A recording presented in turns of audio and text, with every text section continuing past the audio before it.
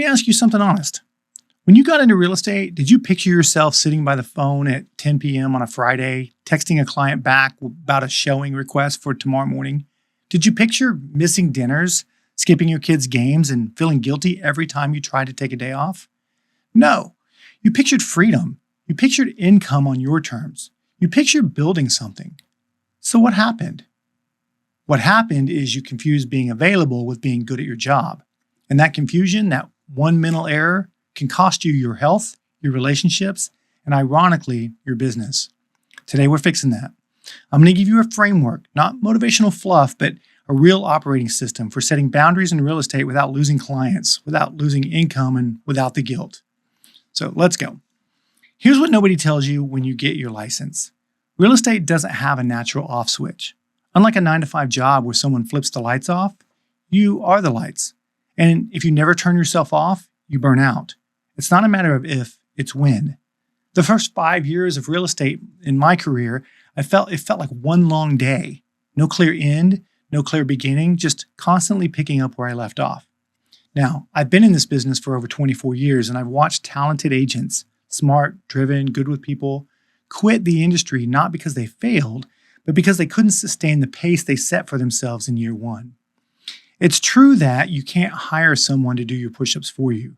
But it's also true that discipline means knowing when to rest, not just when to work. Here's the data-driven truth. The National Association of Realtors consistently reports that a significant portion of agents leave the industry within their first 2 years. Apart from not selling enough, the number one reason isn't market conditions, it isn't competition, it's burnout and the feeling that the business owns them, not the other way around. You're not built to be on call 24 hours a day. No one is. And the agent who lasts 10, 15, 20 years in this business is not the one who answered every text fastest. They're the ones who built systems and relationships that made them the obvious and trusted choice. So they didn't have to scramble for every client.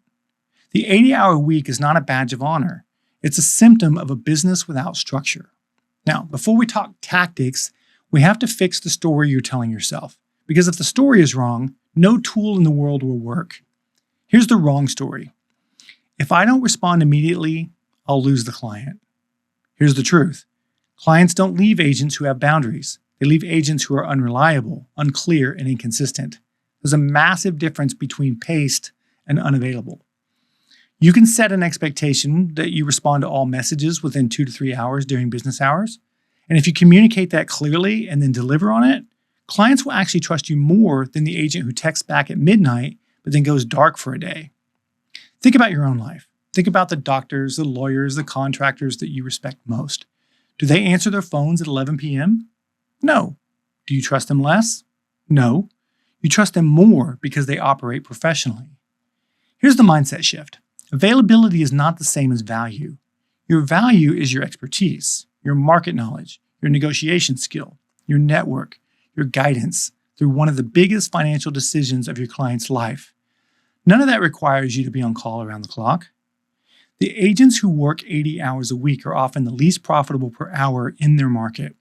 They're busy, not productive. There's a difference. Alex Hormozi puts it plainly. The goal isn't to work more. The goal is to build a business where the work you do is worth more. So let's talk about how you actually do that. I call this the 3 pillars of a business with boundaries. These aren't ideas.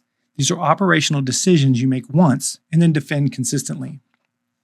Pillar 1, define your business hours and then communicate them. This sounds embarrassingly simple, but most agents don't do it.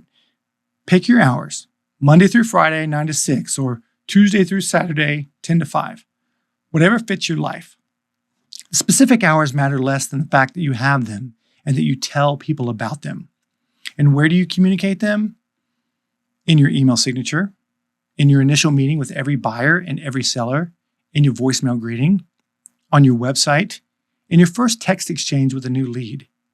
Say something like, just so you know, my business hours are Monday through Saturday, 8 a.m. to 6 p.m. I respond to all messages within a few hours during that window because I want to be fully present for you when we're working together. That's it. That's the script. Say it to every client. Now, here's what I know that you might be thinking. But what if they have an emergency? What if something comes up on a deal? Well, 2 things. First, define what a real estate emergency actually is. A counteroffer with a response deadline? Yes, that might warrant a call outside of hours. A question about square footage at 9 p.m. on a Sunday? That's not an emergency. Train yourself and gently train your clients to know the difference. Second, build an exception protocol. Tell clients, if something truly time-sensitive comes up, send me a text and flag it as urgent. That way, you can scan your phone without being enslaved to every notification. So pillar 2, build a pipeline that doesn't require you to chase. An agent working 80 hours a week, those are the ones that are usually doing a lot of reactive work. A client calls, they run. A lead texts, they sprint. Their business is a series of emergencies they're always responding to. The agents who work 40 hours and make more have built proactive pipelines. This is the core of what we teach in the 90-Day Agent. Your business should be built on a relationship portfolio, a deliberately cultivated group of people who already know you, like you, and trust you, not on cold leads you have to chase and convince. When 80% of your business comes from referrals and repeat clients, you stop competing on availability and start winning on relationship. So referrals don't shop you against 5 other agents at midnight. They call you because someone they trust said your name. The 90-day goal framework I use is built around a specific question. Who do I need to get in front of this quarter to grow my referral pipeline? Not how many calls can I make today, but what relationships do I need to deepen? Handwritten notes, birthday cards, market updates to prior clients, pop-by visits, these touch points take 30 minutes a day, and they build the kind of trust that generates business without demanding your nights and weekends. Pillar 3, use time blocking like your life depends on it, because it does. One of the most common reasons agents spiral into 80-hour weeks is that they never intentionally design their week. They just react to whatever comes at them. Time blocking is the solution. And I mean real time blocking, not just writing the word prospecting on a sticky note. Here's the structure I recommend. Every Sunday evening or Monday morning, you plan your week in blocks. You have money-making hours, the hours you're actively doing listing appointments, buyer consultations, showings, negotiations, contract work. These are protected. Nothing else goes here. You have relationship hours, the time you spend on your circles, making calls, writing notes, sending market updates. These are income-producing hours. This is what feeds the pipeline. You have admin hours. This is the stuff that has to get done but doesn't really make you money. Email, paperwork, scheduling. This goes in designated slots, not scattered throughout your day. And you have protected personal time. This is not negotiable. It goes on the calendar first. Date nights, your morning workout, your kids' events. These are appointments you don't cancel. When you time block, something remarkable happens. Clients get a better version of you during the business hours that you're working because you're not exhausted from a 14-hour day. You make better decisions. You give better counsel. You negotiate harder. You cannot serve anyone well when you're running on empty. Now, at times I have created videos about doing more, but that's not to be confused with more hours.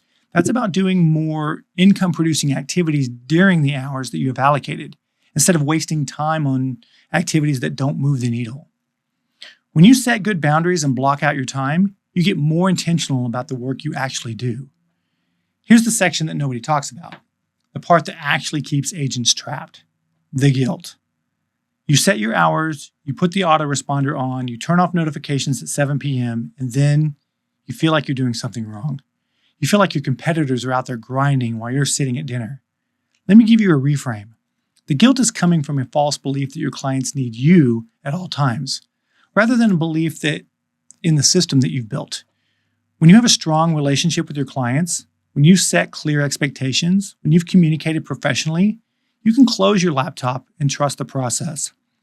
The clients who choose you because of your expertise and your relationship with them, not because you answered a text at 9:45 p.m. And here's something I've seen over the years. The agents who burn out and quit, they didn't serve their clients better by working 80 hours. They served them worse. Because burned out agents make mistakes. They miss details. They give rushed advice. They're too tired to negotiate well. Taking care of yourself is not a selfish act. It is a professional obligation to your clients. Jim Rohn said it like this: take care of your body. It's the only place you have to live. I would extend that to your mind, your family, and your calendar. All right, I don't want you to walk away from this video with just information. I want you to walk away with a decision. Here's your 90-day challenge. Week 1, write down your business hours. Write a communication policy, 2 to 3 sentences. Add it to your email signature, your voicemail, your initial client content conversation. Done. Week 2, map your current 60 to 80 hour work week. Categorize every hour: money making, relationship building, admin, or personal. Most agents will discover that 30 to 40% of their time is spent on reactive admin that can be batched, delegated, or eliminated completely. Week 3 through 12, operate on a time-blocked schedule. Track your income, track your stress, track your relationships. I promise you, I've seen this over and over. Agents who implement these 3 pillars do not make less money. They make more because they're operating with clarity and energy instead of chaos and depletion. In 90 days, you can completely transform how your business feels without losing a single client who matters. The truth is, this has been one of the hardest videos for me to make because this is one of the issues I struggled with the longest. I thought working all those hours and being available at all hours was a sign of a good work ethic. It took a long time for me to realize it was mostly foolishness. Now, let me leave you with this. Real estate is one of the greatest income opportunities available to someone without a medical or law degree. The ceiling is real. The freedom is possible. The freedom doesn't happen, though, by accident. It's designed. You have to decide what you want your business to do for your life and then build the business to do that, not the other way around. Too many agents build a business like I did that serves no one well. Not their clients, not their family, not themselves. They sacrifice their health and their relationships for a business that would collapse the moment they stopped running. That's not entrepreneurship. That's self-employment at its worst. The agents who thrive long-term, who have clients for life, who get referrals without asking, who take vacations and come back to a business that's still standing, those agents decided early that they would lead the business, not be led by it. You can be that agent, starting today. If this resonated with you, make sure you subscribe because every week on this channel, I'm going to give you the frameworks, the scripts, and the mindset you need to build a real estate business that serves your life.